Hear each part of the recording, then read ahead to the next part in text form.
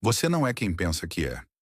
Aquilo que você chama de eu é, muitas vezes, apenas uma construção, um conjunto de histórias, de memórias, de opiniões repetidas tantas vezes que passaram a parecer verdade. Esse é o ego. O ego não é, por si só, um inimigo. Ele é uma ferramenta, uma identidade funcional, uma forma de navegar no mundo. O problema começa quando você acredita que ele é tudo o que você é.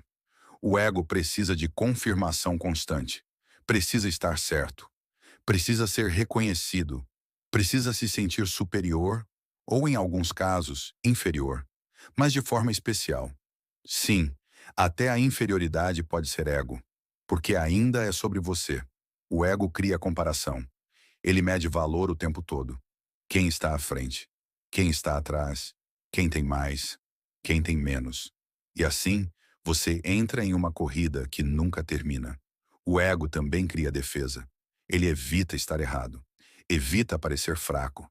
Evita admitir falhas. E por isso, impede crescimento. Porque crescer exige reconhecer limites.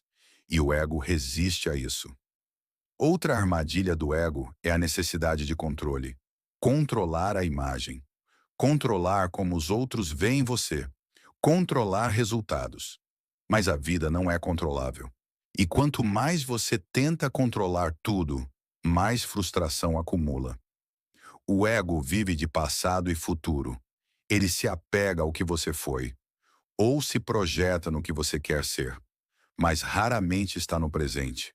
E é no presente que a vida realmente acontece. Talvez a maior prisão do ego seja a identificação. Você se torna suas ideias, se torna suas opiniões, se torna sua história, e então precisa defendê-las, mesmo quando já não fazem sentido. Você já percebeu como é difícil mudar de opinião?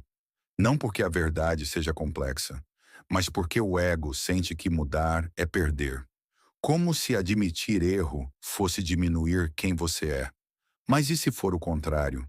E se soltar certezas for liberdade? E se não precisar estar certo for leveza? O ego também se alimenta de comparação silenciosa. Você não precisa dizer nada, mas observa, julga, se mede. E isso gera ansiedade constante, porque sempre haverá alguém melhor ou pior, e nenhuma dessas comparações traz paz. Quando o ego domina, você vive reagindo. Se alguém critica, você se fecha.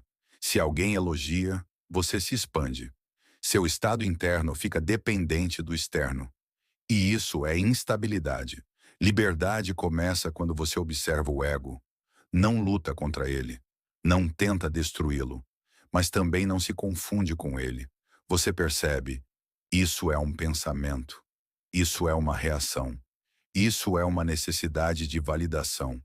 E ao perceber, cria espaço. Nesse espaço surge escolha. Você pode reagir ou pode responder. Pode se defender ou pode aprender. Pode competir ou pode simplesmente ser. O ego quer ser alguém, mas talvez a paz esteja em não precisar provar nada. Isso não significa ausência de ambição.